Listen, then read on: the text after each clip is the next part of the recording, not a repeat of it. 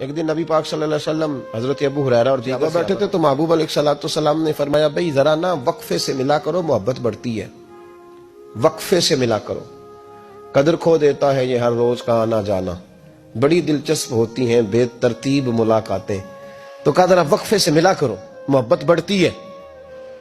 تو ٹھیک ہے یا رسول اللہ صلی اللہ علیہ وسلم۔ تو حضرت ابو بکر صدیق بھی ایک دن پورا نہ آئے، جب بات ہو رہی تھی وہ بھی بیٹھے ہوئے تھے مجمع میں، ایک دن پورا نہ آئے۔ اگلی صبح حضور نے پوچھا ابو بکر کہاں تھے؟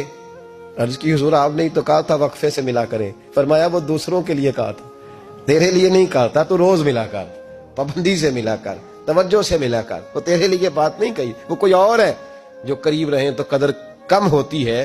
ابو بکر صدیق تو محبوب کے ساتھ مکے میں بھی ساتھ، بدر میں بھی، احد میں بھی، غار ثور میں بھی، اور دیکھیے 1400 سال ہونے کے ہیں وہ مزار میں بھی مصطفیٰ کے ساتھ ہی آرام کر رہے ہیں۔ تو وہاں